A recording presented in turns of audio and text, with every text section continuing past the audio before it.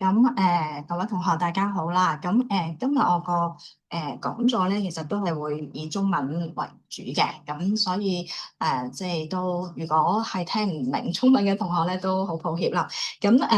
我都先介紹下我個講題啦。咁就係中醫融入輔助生殖技術嘅經驗同埋實證啦。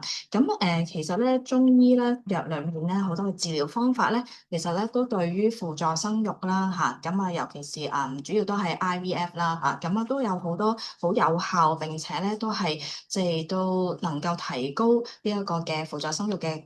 成功率啦。咁呢啲咧其實都係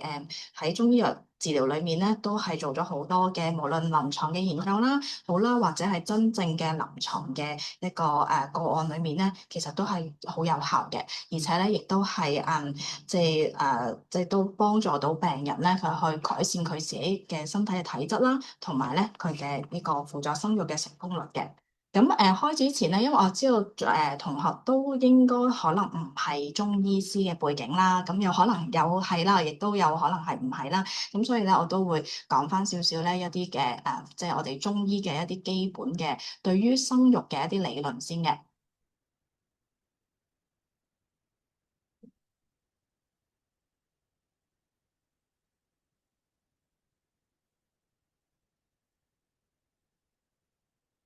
要等一等先啊，講唔到。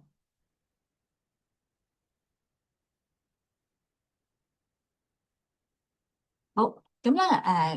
對於我哋中醫藥嘅理論嚟講咧，咁對於女性嘅生殖咧，其實咧我哋就好重要嘅一個環節咧，就係佢個生育功能，就係呢個月經嘅嚟臨啦。月經係點樣發生咧？其實就係喺我哋中醫理論裏面咧，一個好重要嘅一個臟腑啦，我哋叫腎嚇。因為咧腎氣咧，其實或者腎精咧，其實就係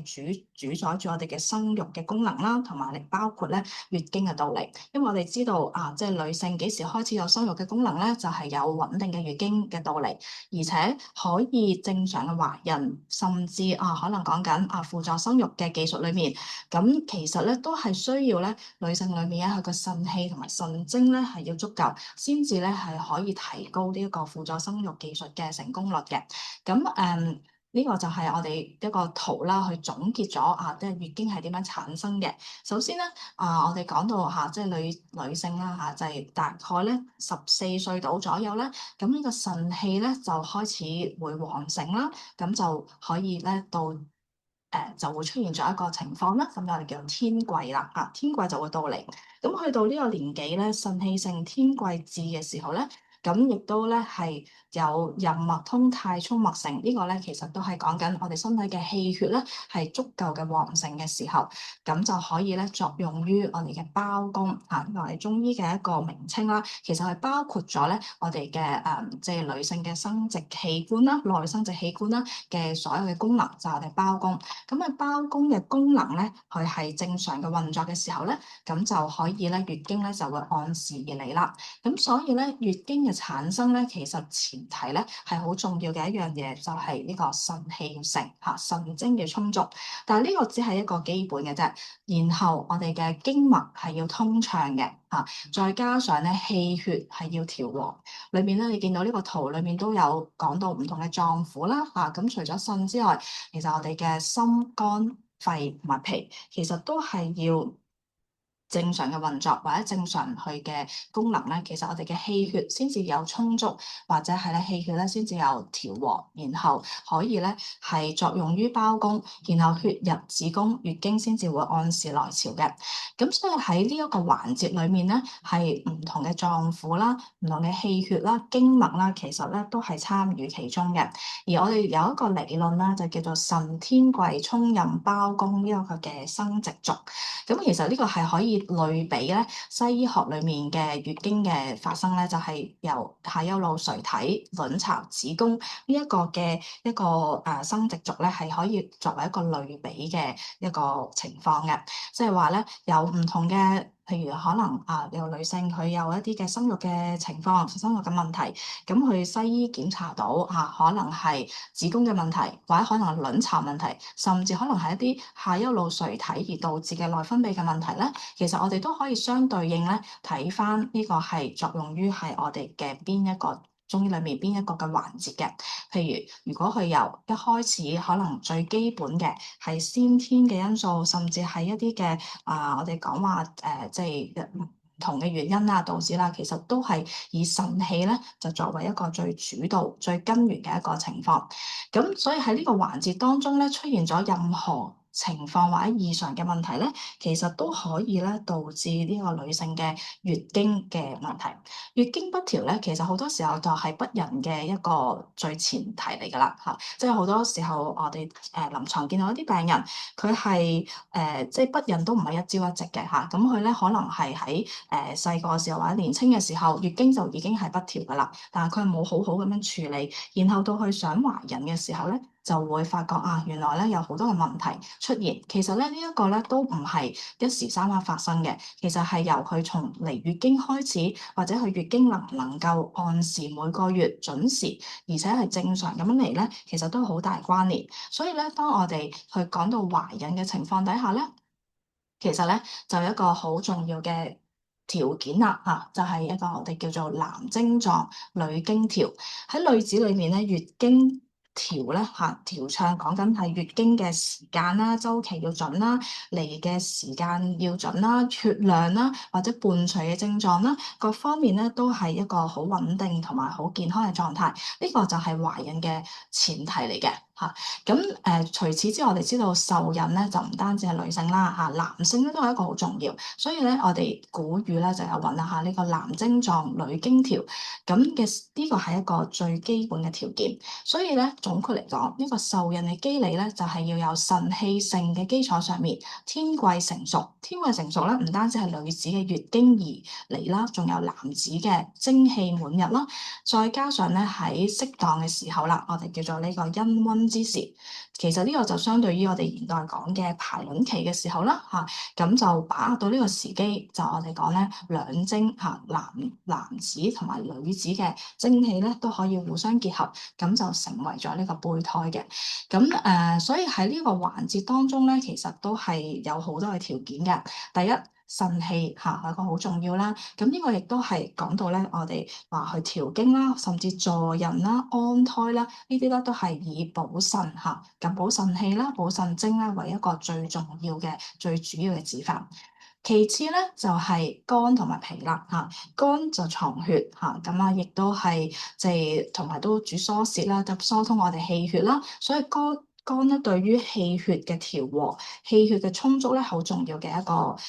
臟腑。另外咧就脾啦喺我哋中醫角度嚟睇咧，脾咧就係氣血生化之源，即係話咧我哋身體嘅氣血咧，其實都係由脾所運化而嚟嘅，所生成而嚟嘅。所以我哋知道月經嘅物質基礎就係血啦，係嘛？即係好多女性佢嘅月經不調，可能咧係因為脾胃唔好而導致嘅氣血不足咁另外一部分咧，亦都可能係因為嘅飲食嘅習慣啦，令到嘅脾胃咧嘅運化失常，而導致氣血不足咁呢個情況底下咧，都可以導致呢個月經不調而出現咗咧懷孕嘅問題嘅。咁氣血咧就係最根本嘅一個基本嘅物質基礎啦咁要維持住我哋正常嘅胞宮嘅子宮嘅生理功能啦，甚至維持正常嘅月經啦，同埋要有懷孕懷孕嘅一個胚胎可以正常嘅着床、正常嘅生長，胎兒可以正常嘅發育，去到即係可以出世嘅一個階段咧，其實咧全部都係需要氣血嘅充養嘅。咁所以喺我哋中醫角度嚟睇咧，highlight 咗紅色嘅腎啦、肝脾同埋氣血咧，都係一個好重要嘅即係臟腑啦，同埋我哋身體裏面嘅一個情況，而去確保到咧我哋嘅胞宮胞膜係正常運作，然後先至係一個生育嘅或者受孕嘅一個最基本嘅條件嚟嘅。好啦。咁點解會導致即係不能即係生育嘅問題咧嚇？咁一般嚟講，我哋講話即係夫婦即係即係同房，如果有正常嘅性生活啦，再加上係冇避孕嘅情況底下，有一年咧都唔能夠自然懷孕咧，咁其實呢個咧都係已經屬於係不孕症㗎啦嚇。咁點解會出現有不孕嘅一個情況咧？咁顧名思義，即係我哋都話不能夠懷孕，其實咧就同我哋頭先講能夠生育嘅基礎條件咧係出現咗啲問題啦。第一個就係腎嘅問題嚇，咁可能係腎虛啦。咁有啲咩原因咧？有先天嘅因素啦，或者係後天嘅因素導致腎氣嘅虧虛嚇。咁另外咧，肝鬱啦、情志嘅因素咧，其實都往往係導致不孕嘅一個成因。等陣我哋都會講多啲，即係情志方面咧，對於懷孕啦自然懷孕又好，或者係輔助生育技術裡面失敗嘅一個好多嘅情況底下咧，其實都係往往係由情志因素引起嘅。呢個咧係導致我哋氣機嘅不暢嚇。咁喺中醫嚟講咧，主要影響嘅咧就係肝氣嘅鬱結嚇，咁就出現咗肝鬱嘅狀態。咁肝氣嘅鬱結，氣唔通暢咧，其實都會導致血瘀嘅。因為我哋知道身體嘅氣血咧嘅運行咧，其實係確保到我哋身體嘅機能正常運作啦，包括咗我哋嘅生育嘅功能啦、月經嘅到嚟啦。咁所以月經嘅不調，好多時候就係氣血嘅問題，而導致不孕嘅一個情況咧，亦都係往往因為氣血嘅阻滯而出現嘅。氣血阻滯可以係因為呢個圖咧都有提到啦，由肝氣鬱結而導致，亦都可以係因為咧外在感受到一啲邪氣啦嚇。呢個相對於現代嚟講就係一啲嘅感染啦，譬如有啲女性咧，佢係會出現咗有啲反覆嘅盆腔炎啦，或者係一啲嘅唔同嘅情況嘅一啲嘅內生殖器嘅發炎嘅情況，咁呢個其實都係不利於佢懷孕嘅。咁再加上咧脾胃嘅問題啦，同飲食嘅關係啦，係同佢嘅體質嘅因素啦，呢個都可以導致咧脾胃嘅虛弱，脾胃運化失常咧就會出現咗呢個痰濕嘅積滯，痰濕積滯可以導致我哋嘅沖任嘅脈嘅氣血不通不暢。而出現咗咧，不能夠攝精成孕，而導致不孕症嘅。咁所以咧，我哋簡單咁樣去了解咗呢個中醫理論嚇，一個女性點樣可以正常嘅有生育嘅功能，正常嘅懷孕咧，其實係條件咧，第一腎氣要盛，肝氣要疏通嚇，同埋咧脾胃咧亦都係要健旺，咁氣血係要通暢。咁先至能夠咧，可以幫助到咧，或者呢個嘅生育嘅功能啦嚇，甚至咧係可以懷孕嘅順利生產嘅呢個過程嘅。咁講到今日嘅主題啦嚇，咁中醫又點樣去配合 IVF嘅適用範圍咧嚇？因為我哋知道要進行輔助生育嘅女性咧，其實都應該經歷咗一啲時間啦嚇，自然懷孕失敗啦，甚至可能即係有好多嘅即係一啲嘅檢查治療都已經做咗啦，但係咧仍然都係未能夠成功懷孕。咁喺呢個時候咧，其實中醫藥咧係可以好好咁樣配合到即係 IVF嘅一個技術嘅一個作用嘅。咁我哋睇下有啲咩適應症啦嚇。大部分咧嘅情況底下咧，呢啲嘅原因導致 IVF失敗咧，其實我哋都可以咧用中醫藥配合咧係去提高呢個成功率嘅。第一個就係本身嘅女性係月經不調。咁本身月經不調已經係一個導致不孕嘅一個最常見嘅原因㗎啦，甚至咧有啲女性已經開始咗 IVF，咁但係其實佢月經不調。喺我哋中醫角度嚟睇咧，其實背後咧都已經係講緊一啲嘅內在一啲問題所以佢先至導致月經不調嘅。咁所以如果唔解決佢臟腑氣血嘅問題咧，即使而家科技發達，用好多嘅人工方法去幫助佢受孕咧，其實往往咧個成功率都會好低嘅。咁所以喺中醫藥咧，我哋可以配合去幫助呢啲女性啦。咁亦都有好多女性咧即係女病人啦，會嚟睇病嘅時候咧，其實佢都唔係一次半次嘅失敗㗎啦嚇，就可能 IVF 都做過好多次，咁比較常見原因都係即係一係就個卵唔着床啦，又或者咧着床之後好快就流產啦。咁呢啲情況底下咧，其實咧我哋中醫藥咧都可以配合係去提高咁去即係子宮內膜嘅容受性啦，各方面同埋咧佢嘅成功率嘅。高齡啊、男方問題啊、着床困難啦，甚至有其他嘅本身嘅一啲婦科嘅疾病，譬如多囊卵巢綜合症、卵巢儲備不足、宮腔嘅積液同埋反覆嘅流產。喺呢啲嘅情況底下咧，其實係中醫藥咧都可以改善呢啲問題嚇，從而咧提高呢一個懷孕嘅機會同埋 IVF/ET 嘅成功率嘅。咁啊，具體點樣操作咧？嚇，咁啊講咗咁多理論，我哋都可以配合翻啦嚇，即係因為今日主題都係講緊即係做緊輔助生育技術嘅女性啦，佢點樣可以再加用中醫藥咧，係去配合嘅。咁我哋係要分唔同嘅時期嘅嚇，咁第一個咧就係一個準備期，準備期咧。就係一般嚟講咧，就係準備要即係進行呢一個 IVF/ET，甚至有啲病人咧，佢係即係失敗咗啦，IVF/ET 失敗咗，然後咧佢可能西醫都叫佢啦，你都停一停先啦嚇，咁可能佢失敗咗幾次都唔得，咁我要叫佢停一停，咁喺停一停呢段時間咧，其實就病人都會好焦急嘅嚇，咁有好多都會去尋求中醫藥嘅幫助啦。咁而確實中醫藥咧，對於呢一段時期嘅女性嘅體質調理咧係好有效嘅，而且咧往往即係調完之後咧，調理完身體之後咧，其實佢之後去做呢個 IVF/ET 咧，其實係成功率係提高好多。咁我哋點樣去配合咧？咁喺準備期咧，主要係有大概3個月嘅時間啦。咁我哋都係以按照月經個情況啦，調經助孕嚇為主要嘅原則。咁我哋中醫婦科學裏面咧有句説話咧，就叫做眾子必先調經嘅。咁眾子必先調經，即係話咧要想有懷孕啦，其實咧首先咧就係要調好佢嘅月經嚇。咁所以喺呢個準備期咧，其實我哋就係要幫助咧病人啦，佢嗰個臟腑氣血各方面啦都要調暢，令到佢嘅月經咧係正常嘅嚟嘅啊。目標咧都係希望咧病人咧佢可以有一個正常嘅月經啦。所以咧有啲太過新燥同埋太過傷正氣嘅藥咧，我哋就要慎用啦。大概有3個月，3個月意思咧都係有3個週期嚇，即係3個月經週期。病人咧都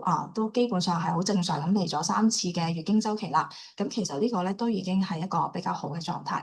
咁我哋可以分開唔同嘅情況嘅嚇。第一個就係補腎啦嚇。我頭先提過腎主生殖嚇，咁所以咧喺生育方面咧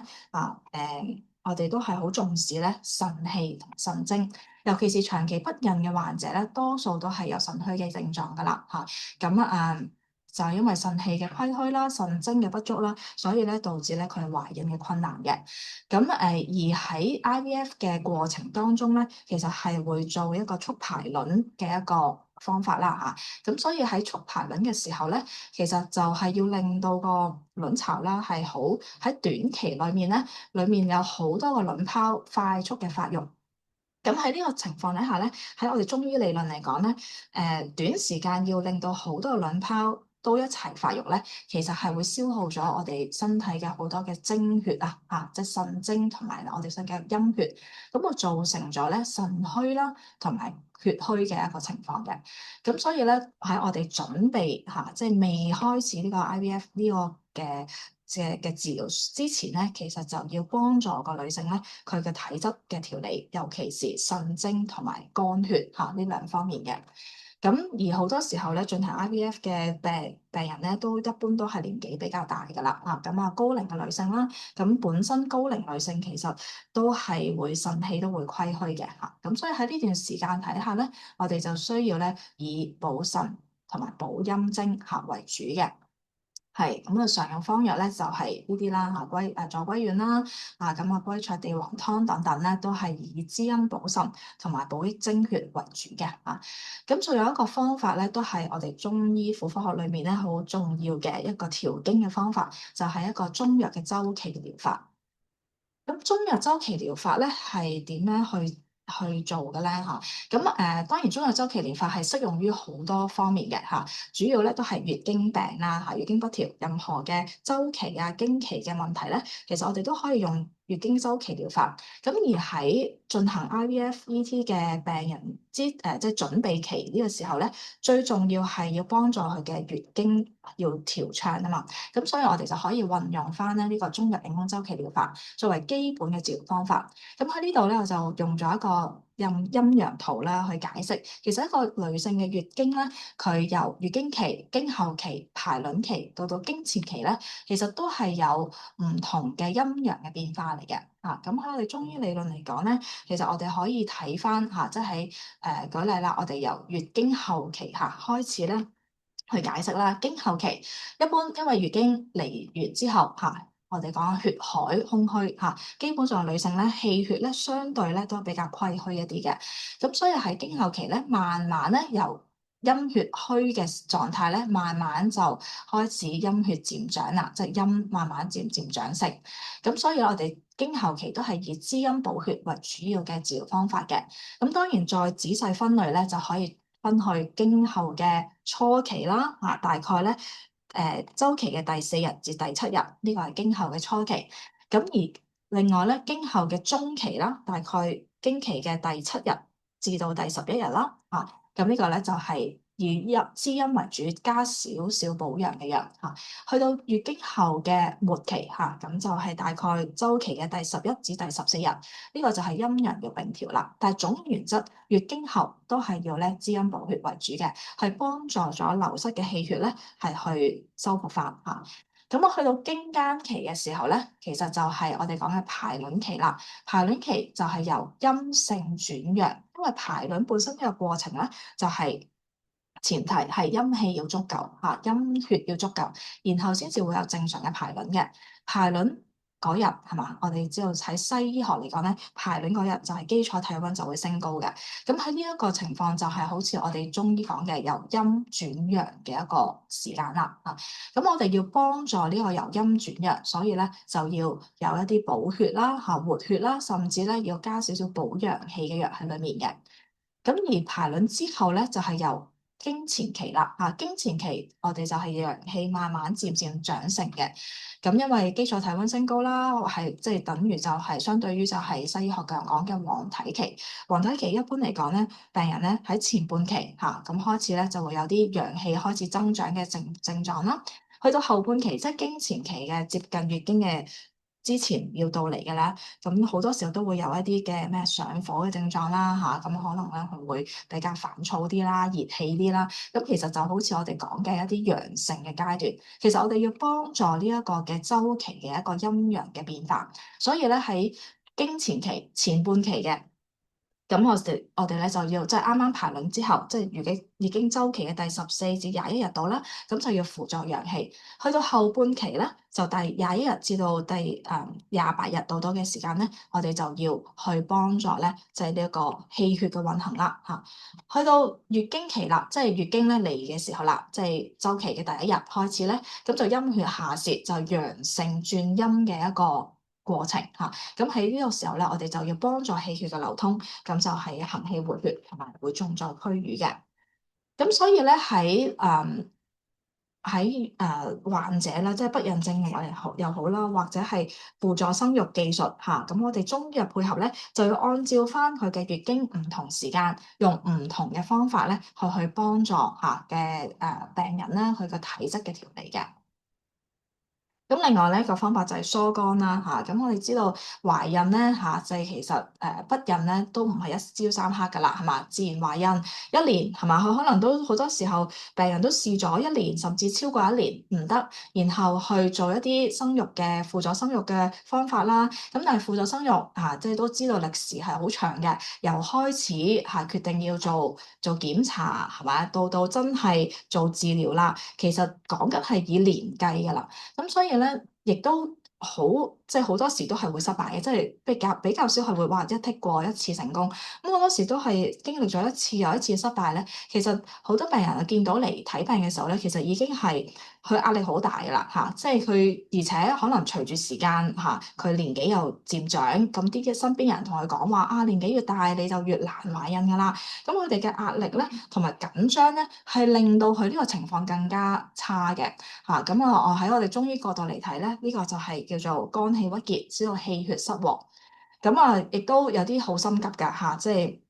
佢可能一次失敗，因為係個可能西醫同佢講話啊，唔緊要，你下一次再嚟啦嚇。咁但係其實咧，再下一次再嚟再失敗，咁喺我哋中醫角度嚟睇咧，其實佢經歷咗幾次失敗，其實應該就要揾一揾個原因啦嚇。點解成日都失敗咧嚇？咁其實有可能咧，同佢嘅身體嘅因素、內在因素。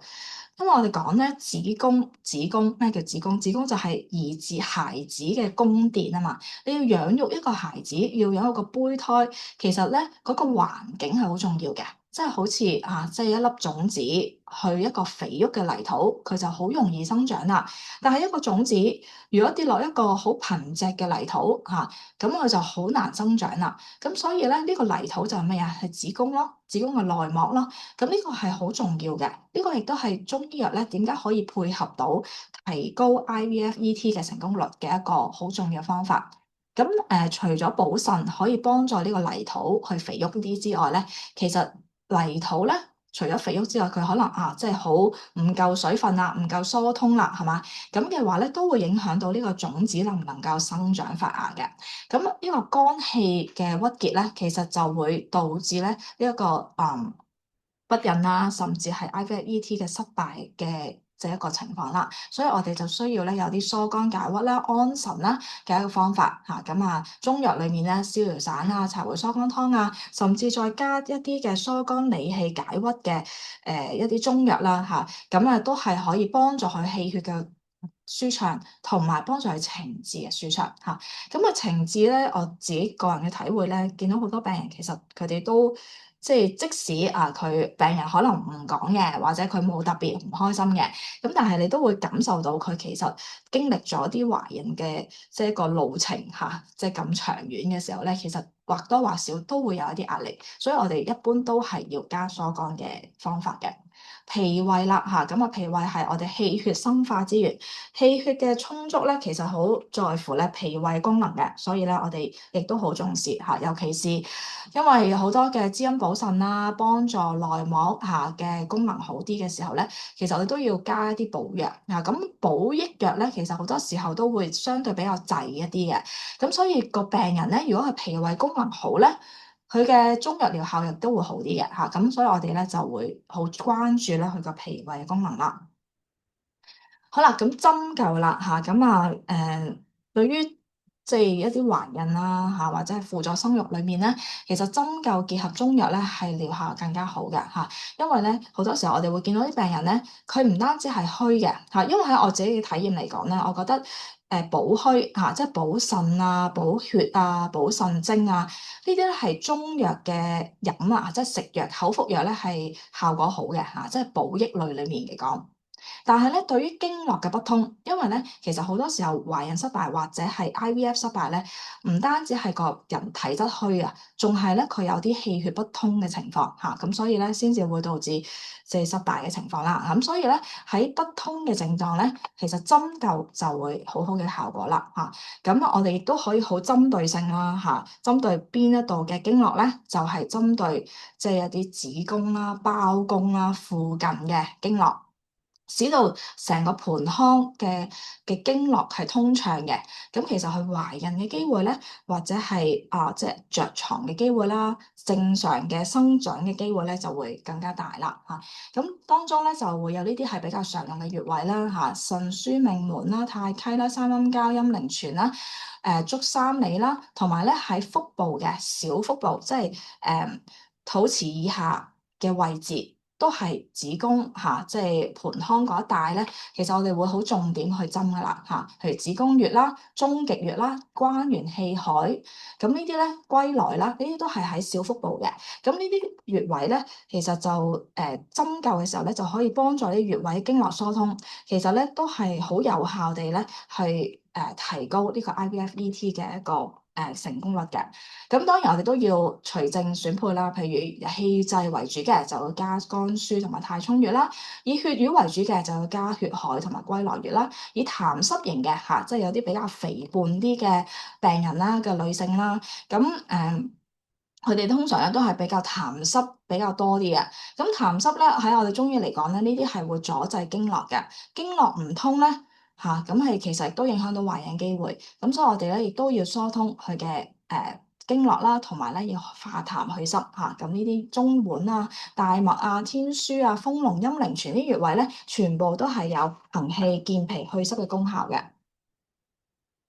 咁而有關針灸嘅作用機理咧，亦都有好多現代研究啦，都見到啦嚇，穴位刺激咧係可以改善子宮嘅血流嚇，咁亦都可以減輕嚇，即係患者嘅一個精神嘅激啦，因為有多情緒因素啊、精神嘅激有表反應啦，其實針灸都可以舒緩。仲有咧就係有效地改善子宮內膜對於胚胎嘅容受性嘅，因為子宮內膜容受性就係一個好重要去決定 IVF/ET 去嗰個胚胎着唔着床嘅嚇。咁着床就係成功嘅第一步啦嚇。咁所以咧呢一個係好重要，亦都係好有效嚇，亦都好多研究咧其實已經説明咗咧針灸係有效地改善嘅。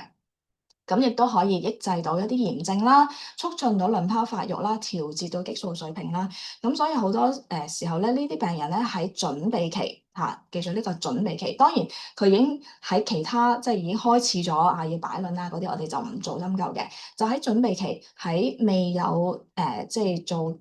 未開始 IVF 嘅治療之前咧，就要幫助嗰個胞宮、子宮嘅盆腔嘅環境嚇，係一個良好嘅環境。咁我哋可以結合中藥同埋呢個針灸嘅。咁仲有我哋都要了解多啲啦，病人嘅情況啦，就係即係一定要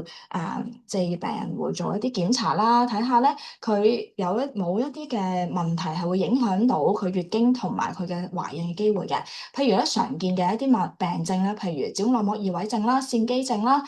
咁呢啲其實就唔單止影響懷孕啦嚇，即係影響埋佢月經㗎啦嚇，痛經啊、月經嘅不調啊。咁喺呢個情況底下咧，我哋就要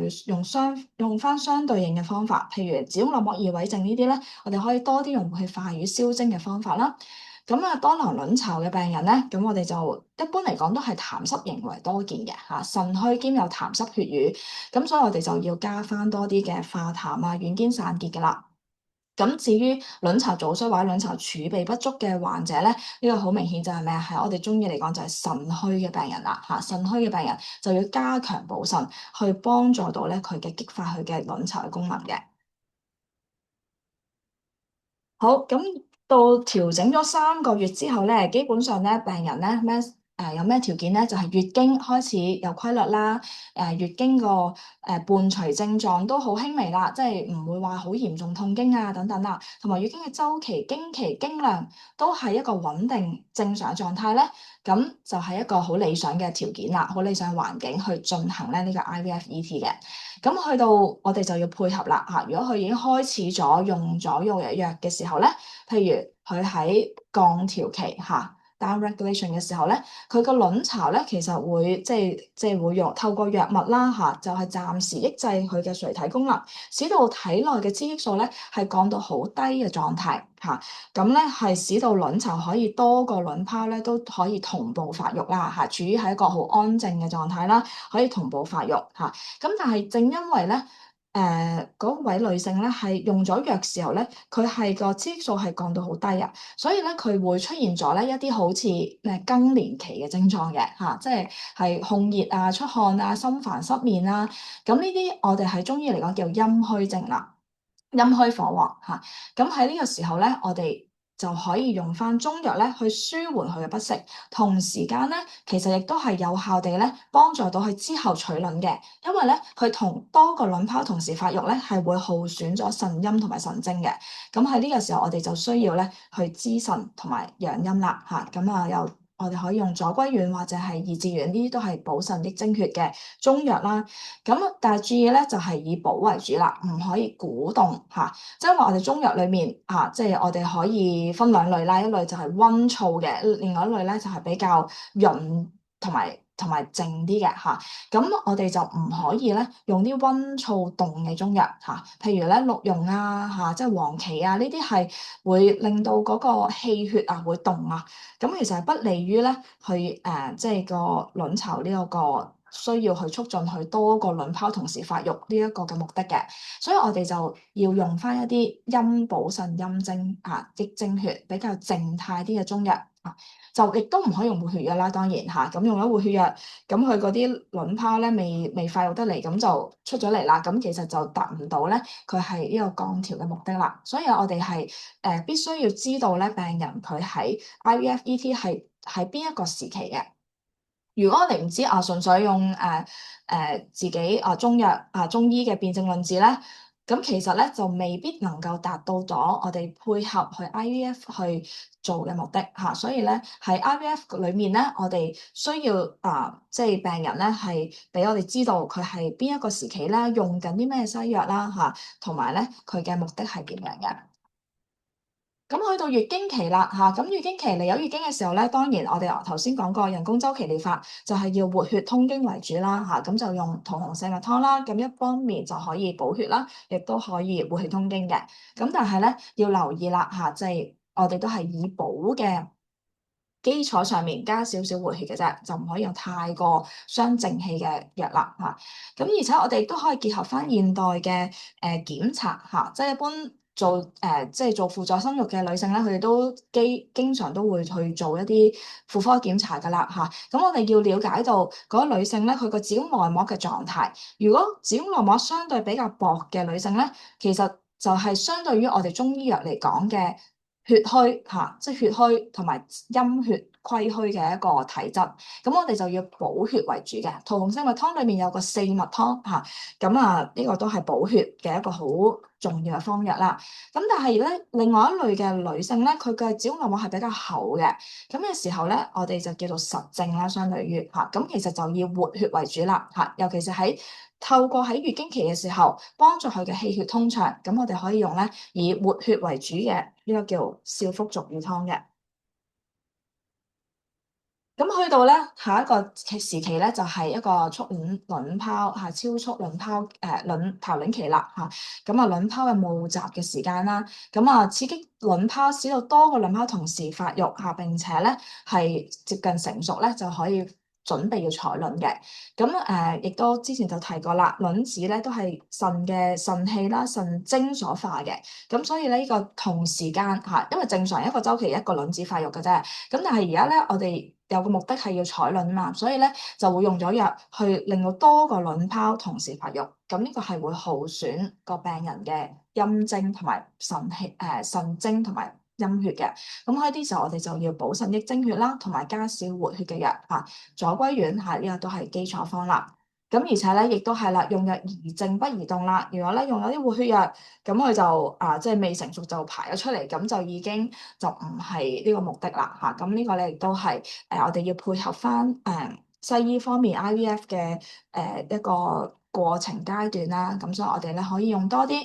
即係一啲補腎益精血嘅，幫助卵泡發育得好嘅。咁亦都有好多嘅病人咧，佢哋食咗中藥之後啦即係佢嘅腎精腎血即係都即係話陰血都係好充足嘅時候咧，其實個卵子嘅質素咧，其實係有效提升嘅。咁呢一方面咧，係中醫藥嘅一個好可以叫優勢嚟嘅嚇，因為咧卵子嘅品質咧，其實好關乎個病人嘅體質啦嚇。咁喺西藥嚟講，你就冇乜好特別嘅方法係可以提高卵子嘅品質嘅。咁最多都係叫病人你多啲注意休息生活習慣係要好正常啦。咁但係畢竟我哋知道會進行 IVF/ET 嘅病人咧，大部分年紀都有翻咁上下噶啦。咁點樣可以令到佢嘅卵子品質再明顯地提高咧？就算佢做咗好多嘅生活習慣嘅改善，畢竟年紀都大始終都係好難去提高咁但係中醫藥咧，我哋補腎同埋補精血嘅藥咧，其實係好有效地幫助卵子嘅品質提高。而呢樣嘢喺 IVF 裏面咧係好重要嘅。咁去到圍採卵期啦接近要採卵嘅時候啦咁我哋咧就都可以有中藥嘅配合嘅就係咧患者通常都好緊張噶啦尤其是佢失敗過係咪覺得唉今次一定要成功啦即係好大嘅心理壓力。其實好多時候我都同病人講，其實你越緊張，其實個失敗率可能係會越高嘅。咁好多病人佢理智上係知道呢件事嘅，但係佢心情又真係控制唔到。咁我哋咧中藥咧其實亦都有一啲方法可以幫助佢舒緩呢種緊張嘅狀態嘅。咁我哋咧就有啲疏肝啦、安神啦嚇嘅開骨種玉湯啦，甚至係有啲逍遙散啦，都係一個名方。或者啦即係有啲嘅解鬱啊，譬如玫瑰花啊、百合啊、蓮子心服神呢啲學安神，等佢咧心情平靜啲舒暢啲、開心啲唔好咁緊張。呢個咧其實係有效地提高呢一個 IVF 嘅成功率嘅。咁如果係一啲子宮內膜異位症嘅病人咧，其實一般嚟講，子宮內膜異位症喺我哋中醫角度咧，大部分呢啲病人都係血瘀型嘅即係因為佢嗰啲異位咗嗰啲嘅子宮內膜，每個週期都係出血啊嘛，咁積住喺身體呢個就係血瘀啦咁呢個係會影響到盆腔嘅環境好差，即係好多血瘀嘅情況。咁我哋就可以加翻啲丹參活血嘅，幫助咧佢嘅整體嘅氣血運行得好啲咧，亦都可以有效地提高子宮內膜嘅容受性嘅。咁去到咧關鍵之日啦就係胚胎嘅植入期啦當胚胎植入啦，直到可以做妊娠測試嘅時候咧，呢個時間咁我哋咧就以安胎補身安胎，再以健脾咁有一條名方叫受胎丸咁都係安胎嘅一個基礎方嚟嘅。咁雖然佢未正式妊娠測試係懷孕啦，咁但係我哋都當佢即係懷孕咗㗎啦，咁就安胎嘅方法加黨參白術啦。咁亦都有研究顯示啦，受胎丸可以抑制平滑肌嘅收縮功能咁達到安胎嘅目的啦。咁而且咧，黨參白術黃芪呢啲咧，其實都可以咧係即係對抗咧一啲不良嘅應激功效即係因為一啲嘅即係子宮內嘅一啲情況咧，其實都會好影響到佢成功率嘅。咁喺安胎中藥嘅安胎藥咧，其實就喺呢度咧發揮咗好好嘅效果。嗱，由胚胎植入宮腔之後咧，我哋就唔再做針灸㗎啦咁因為咧喺呢啲時候咧，就其實就要安胎嘛即係所有嘅針灸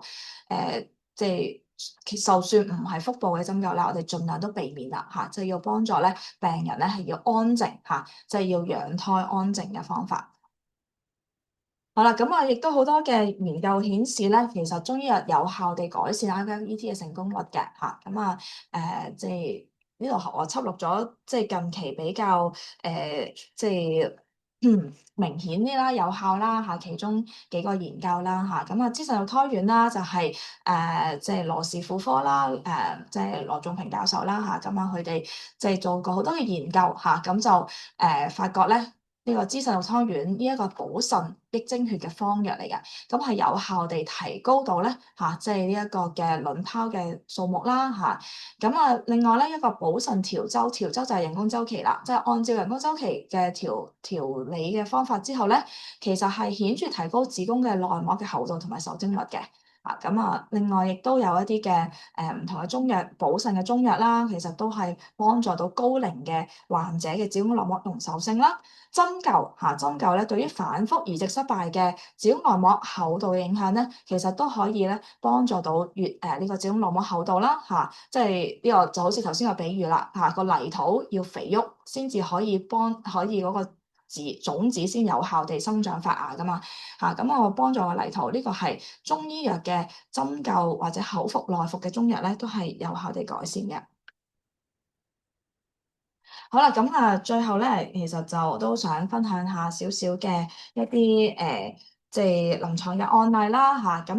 有一位女士啦佢就36歲嘅喺2021年離體病啦佢懷孕9年不孕所以咧呢啲其實呢啲女士咧通常都係經歷咗好多嘢㗎啦所以都係相對情志上面咧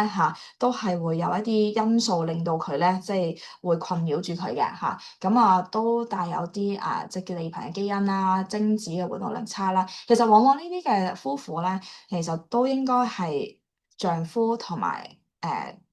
太太係一齊治療嘅因為好多時候懷孕咧，當然我哋會好重點地覺得係女士嘅即係嘅治療啊，係好重要啦。咁但係其實男士咧都係一個好重要嘅。有一個研究咧，有啲研究咧都發現啦，其實喺不孕症裡面嘅夫婦咧，因為男方嘅因素咧，其實佔比率都唔低嘅嚇，即係有啲研究係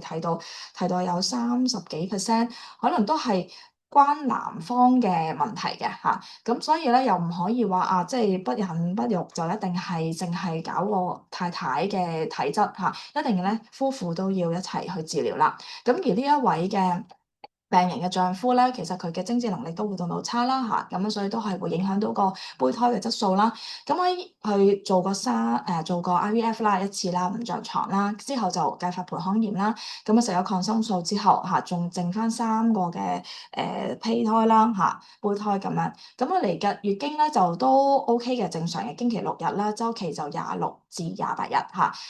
有痛經嘅嚇，我哋都見到好多病人咧，其實呢啲情況底下咧，其實咧佢哋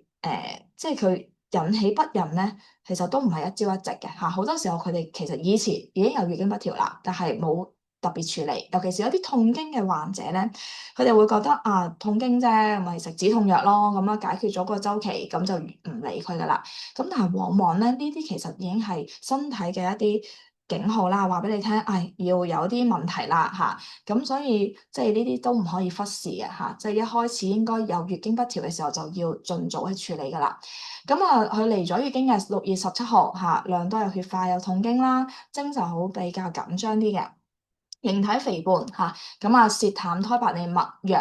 咁喺呢個診斷咧就係不孕啦嚇，咁脾腎虧虛嘅嚇，咁亦都咧兼夾有痰濕啦，因為有好多呢啲女士咧，佢哋有體型比較肥胖啊，胎又比較膩啊，咁呢啲其實咧都係佢嘅體質嚇，即係有痰濕型嘅體質嚇，再加上佢嚴重嘅痛經啦嚇，明顯嘅痛經，咁就氣血不通係而導致嘅。咁所以喺治療方法咧嚇，因為佢啱啱我哋都要結合周期療法係咪？啱啱介紹咗中藥嘅周期療法，咁要按照而家嘅佢睇病係25號，佢6月17號嚟個月經，佢經期咧係6日嘅，咁所以呢個係屬於睇病嘅時候係屬於經後期啦，係嘛？經後期即係喺月經後，咁我哋咧都係以補脾腎嚇，咁原則上係養陰血嘅，但係我哋都要睇翻個病人體質，佢呢一個嘅症候咧係有氣血不通嘅，所以咧都要加翻啲活血嚇嘅藥啦。咁以柴胡疏肝湯血補足乳湯同埋心靈白術散。柴胡疏肝湯係疏肝行氣啦嚇，針對翻佢情志不舒導致嘅肝鬱氣滯啦。血府逐乳湯就係行氣活血，而且血府逐乳湯裡面係有補血嘅藥嘅嚇，咁所以一舉兩得，又可以活血又可以補血。心靈白術散就因為呢個病人體型比較肥胖，所以咧我哋都要從佢根本嗰個痰濕脾虛隔有濕嘅問題着手咁就有健脾祛濕。好啦，咁我去到第2次嚟睇病啦，咁佢就嚟咗1次月經啦，痛經開始減輕係嘛，即係月經不調嗰啲症狀開始舒緩啦。咁正值經後期啦，繼續用經後嘅方法啦。今次咧會加翻左歸丸，左歸丸就係滋陰補腎即係補腎陰為主嘅嚇。咁裡面咧其實都係有好多補腎陰、補腎精嘅血嘅藥啦幫助咧個病人咧一來經後嘅治療啦，同埋咧幫助佢整體嘅子宮嘅功能子宮卵巢嘅功能咁去到咧9月再嚟睇病嘅時候咧，又嚟咗1次月經啦咁佢就呢次月經之後咧就放咗一個胚胎，咁放完之後咧咁我就下肢不溫，即係腳凍又去大便又比較爛啦，咁舌淡胎白呢啲嘅症候咧係我哋中醫嚟睇咧就係乜嘢？係脾虛同埋咧就有一啲嘅虛寒嘅表現啦，係咪寒脹啦？咁因為佢放咗胚胎，所以咧我哋就按照安胎嘅方法補腎健脾安胎，受胎丸加黨參啦咁生人山藥同埋慈濕嘅。去到第4診嘅時候咧，咁就不幸地啦咁呢個咧就呢一次咧又流血啦咁越嚟越多添，跟住又腹痛啦，排出咗胚胎啦，即係話唔成功啦咁睇落B 超咧就照過冇胚胎啦，咁即係話咧已經流產咗啦咁按照咧流產後嘅方法去治療用生化湯啦再加一啲嘅活血嘅止痛嘅藥。即係我哋要清除咗，因為既然個胎漏咗啦，咁其實咧就要重點係乜嘢？要恢復翻個子宮嘅功能啊！咁就將一啲淤血啦，或者係一啲嘅殘餘嘅組織啦，係要清除佢嘅。咁去到咧之後就按照中藥嘅周期療法啦，加針灸治療啦嚇。咁呢個就係一個準備期啦，因為咧流產咗之後咧病人咧佢都知道唔可以心急嘅因為都唔係第一次啦，係嘛？咁首先咧要調好個自己嘅身體先啦，咁就按照月經我哋中藥嘅周期療法，再加針灸3個月嘅療程，然後咧嚟咗12月嗰次月經之後，1月放咗。呢個係第3次嘅放胚胎啦，就成功着床嚇。咁懷孕早期咧都有少少嘅流血嘅，咁呢個咧我哋就當係即係個胎漏啦，係嘛？即係要安胎啦，止血嘅。咁去到妊娠中期就出現咗水腫啦，呢個就係隨症治療啦，即係話病人有啲咩嘅情況咁啦，就用翻相對應嘅中藥嚇，咁然後咧就順利生產咗一個女嬰嘅。咁所以呢個咧就係一個案例，就係。我諗主要係脾腎兩虛啦，咁雖然係有失敗過即係食藥途中都試過失敗過一次嘅，但係咧我哋都知道其實咧喺中藥裏面，如果我哋按照翻呢一個按唔同嘅時期啦，調整翻佢嘅月經周期同埋佢嘅治療體質咧，我哋咧都可以係有效地幫助病人咧係去成功懷孕嘅。咁第二個案例啦咁呢位女士年紀就再大2歲啦，38歲咁呢啲年紀咧都幾經常你見，甚至可能即係呢啲都係比較後生啲嘅。如果係 IVF 嚟IVF 咧即係有啲病人咧都係40開外㗎啦咁嗰啲可能佢仲更加心急所以咧更加需要疏肝。咁喺呢位女士嚟講咧，佢就試孕咗2年失敗啦，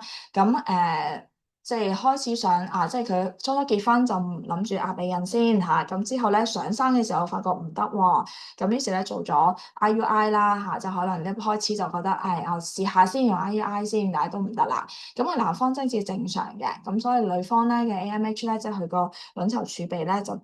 即係都有啲問題啦抗精子嘅陽性啦，咁月經正常。週期、經期都係冇問題嘅咁有輕微嘅痛經啦。咁佢6月7號嚟睇病咁舌淡伴脈係細弱，而往往呢啲嘅女士咧，見到其實佢全身症候唔係好多嘅，即係意思係佢唔會有好多唔舒服嘅症狀佢一般都係圍繞住經期，可能經期有少少有不適嘅情況，而平時係冇特別嘅咁我哋就要按照佢嘅舌象、脈象啦，同埋一啲現代檢查去幫助我哋去辨證啦咁亦都係即係對於不孕症同埋對於一啲輔助生育嘅女士患者咧，即係女病人咧，其實係我哋中藥裡面嘅一啲特色啦診斷嘅特色。咁佢6月9號嚟睇病，6月7號嚟個月經，意思係乜嘢？佢係嚟緊月經啦，係嘛？喺經期嘅時候咁我哋診斷就原發性不孕啦，卵巢儲備不足啦咁脾腎虛，卵巢儲備不足肯定都一定有腎虛嘅，即使病人即係因為我哋中醫裏面咧腎虛症好似有啲症狀噶嘛，譬如腰酸耳鳴咁呢啲，但係咧喺對於不孕症嘅病人咧。即使佢冇腰酸耳鳴都好啦其實只要佢係有一個即係卵巢功能嘅低下咧，其實已經直接可以診斷佢就係個腎虛嘅表現㗎啦。咁因為佢有抗精子嘅抗體陽性所以咧就西醫都叫佢隔絕精子3個月啦，要你嘅抗體消失啦。咁我哋中藥可以點配合因為呢個係屬於咩？都係準備期，同埋準備期就按照中藥嘅周期療法去調經咁佢而家嚟睇病嘅時候咧，就係經期嘅中間但係後半期啦，經期後半期。咁所以我哋就係以行氣活血啦咁亦都因為佢都係有即係一啲腎虛嘅症狀，所以我哋就要加一啲補腎桑寄生、菟絲子呢啲補腎嘅。去到按照周期療法嘅原則，經後就以補腎為主排卵期要加翻啲補陽補腎陽同埋啲活血嘅藥。經前期就以活血、行氣活血為主啦咁同埋補陽啦咁所以咧按照翻個周期一路治療又係咧根據翻唔同時間啦，譬如下次佢嚟睇病嘅時候，7月6號嚟個月經，7月21號嚟睇病，其實佢就係喺一個月經中間排卵期嘅時間啦喎，咁我哋就用翻咧即係個補腎活血化瘀，就係排卵期嘅一個治療方法啦。咁去到10月16號嚟睇埋嘅時候咧，就8月6號嚟個月經嚇，咁咧喺週期嘅時候咧就係有個正常胚胎啦，做 IVF 啦，成功着床嘅，但係去到10月7號咧8週嘅時候就流產啦嚇，咁又係啦即係雖然嗰次失敗咗，唔緊要嘅嚇，咁我哋再接再厲嚇，就按照翻個週期療法嚇再去治療，咁去到咧11月7號嚟咗月經啦嚇，咁週期咧就西醫咧就行咗一個 IUI 啦嚇，咁又同埋都諗住再抽卵啦，咁泄洪小胎脈係細弱嘅，咁按照咧佢係月經嘅週期啦，同埋佢諗住要抽卵嘅時候，我哋就要點啊？幫助佢個卵子嘅質素要改善啦，係嘛？咁就重點係要補腎陰同埋補腎精，當中鹿味地黃丸、女精子旱煉取二字丸嚇，咁亦都咧加翻啲健脾嘅藥啦嚇，咁呢個咧就係第4次嘅。第5次啦，抽卵咧就可以有2個胚胎啦嚇，咁12月14號嚟咗月經之後咧，1月3號就放咗一個胚胎，一放咗之後就肚屙嚇，所以呢個病人其實本身脾胃都麻麻地嘅，咁我哋又唔可以一味補脾咯喎，補腎咯喎嚇，咁我哋要加翻啲健脾啦嚇，尤其是佢已經放咗胚胎啦，咁即係雖然肚屙嚇腸胃嘅問題咧，其實喺中醫角度嚟睇咧，脾腎咧其實有關聯嘅。而且咧，要幫助到個胚胎正常發育生長咧，其實脾嘅功能係好重要嘅嚇。我哋講話係繫胎在胎，脾咧係能唔能夠令到個胚胎能正常地即係 hold 住喺個宮腔裏面咧，其實脾嘅功能好重要。所以咧，佢肚屙唔係一個好現象啦。咁我哋需要咧要加一啲健脾嚇，同埋一啲嘅再加補腎啦、安胎咧嘅藥啦，同埋止血啦嚇。咁去到之後咧，呢次都不幸地失敗嘅。咁於是咧，佢就之後又嚟咗佢係喺15號嚟咗月經嚇。咁咧佢就病人好心急啦嚇，諗住一失敗完，下次嚟完月經又再放啦嚇。咁就經後啦，按照經後嘅，因為15號嚟月經嘛，咁19號嚟睇病，咁所以經後啦，咁就既然佢要放胚胎係嘛，咁要咩方法啊？就係要幫助佢嘅子宮內膜嘅要土地肥沃啲啦嚇，幫助佢子宮內膜嘅厚度啦，去容受性好啦。咁所以咧，當中咧就會用左歸丸補腎陰嘅嚇，補益腎精嘅，同埋咧就會加翻一啲嘅補血藥啦嚇。咁另外咧，因為呢個病人咧，佢上次擺完胚胎之後肚屙嚇，咁所以都知道佢脾胃麻麻地嘅，所以咧都要加翻一個香砂6君子湯，就係健脾。咁去到咧2月16號今次就成功啦嚇，咁妊娠試驗陽性有少少流啡啦嚇，咁按照胎流嘅治療方法啦，即係先兆流產嘅一個方法咧，咁就係補腎健脾同埋止血嚇，咁呢啲都係圍繞住呢一個安胎嘅方法啦去開嘅，就係都係受胎丸啦嚇，再加咧一啲安胎健脾嘅藥。咁食咗中藥2日之後咧，血就止咗啦。然後喺2022年咧就成功剖腹產一個健康嘅男嬰嚇，咁呢個病人咧就成功咁生育咗一個 BB 嘅嚇。咁所以咧，我哋就知道咁喺中藥裡面咧嘅配合咧，其實係能夠提高到一個 IVF-ET 啦嘅成功率啦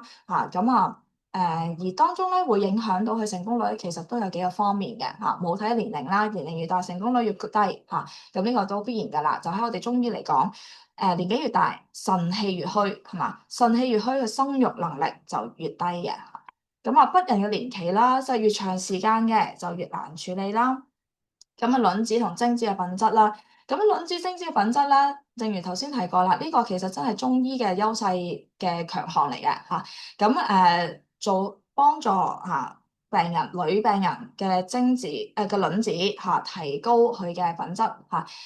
幫助男即係佢嘅丈夫男病人咧，去提高精子嘅品質。呢啲全部我哋中醫藥咧都有好好嘅經驗，同埋有好多唔同嘅方藥，咁都可以咧幫助到有效地嘅提高卵子精子嘅品質。胚胎嘅品質啦大部分在床失敗都係同胚胎品質有關係嘅，而呢個胚胎品質係環環相扣㗎啦嚇，就同卵子精子嘅品質好有關聯啦。好嘅卵子精子自然咧，胚胎嘅品質咧都係有一定保證㗎啦嚇。咁所以咧，其實係每一個環節都係有關聯嘅。子宮嘅環境嚇，咁盆腔啦、輸卵管啦、子宮內膜啦，呢啲嘅即係好似個泥土肥唔肥沃啦嚇。子宮內膜佢嘅厚度啦，佢嘅血管嘅流量啦，係嘛？佢嘅流通度啦，我哋講嘅氣血足唔足夠，氣血流唔流通，呢個咧係好重要嘅嚇。咁所以喺中藥嘅配合咧，其實我哋好有效地可以幫助到卵子精子嘅品質同埋子宮嘅環境。咁當然，而且咧喺即係有時有啲病人都會講其實都冇蝕底嘅，因為中藥咧係雖然一方面你只係針對佢嘅 IVF 啦，但係其實喺過程當中咧，其實嗰個患者嘅體質都係提升嘅，即係我哋係以提升患者嘅臟腑氣血，佢嘅體質着手去幫助佢懷孕，而唔係話對佢身體有害嘅藥係去令到佢懷孕嘅，所以即係呢個係我哋嘅中藥嘅一個強項啦嚇。咁實驗室嘅環境同埋醫生技術，咁當然呢個都係一個好重要啦嚇。咁而中醫藥咧係一個從整體出發啦，辨證論治咧去提高卵子品質，改善卵巢功能，同埋獲得優質嘅胚胎，療效咧都係非常理想嘅嚇。咁當然呢個咧係需要病人嘅配合啦，亦都係按照翻佢嘅。中西醫嘅治療啦，都要係好好嘅配合嘅，所以我覺得咧係即係喺而家香港嘅發展咧，其實呢一個方面咧係好有優勢嚇，因為咧好多病人佢哋都會有好清楚嘅一個西醫嘅檢查啦，亦都會有好清晰嘅西醫嘅治療方案。咁我哋中醫知道咗佢嘅一個情況之後咧，其實中藥咧就可以配合西醫嘅一個治療方法嚇，咁就去大大提高咧呢一個嘅 IVF-ET 嘅成功率嘅。好，咁今日咧嘅分享咧就主要係咁多啦嚇，咁我見到時間都差唔多啦，咁我就將時間就交翻俾主持人嘅。哦，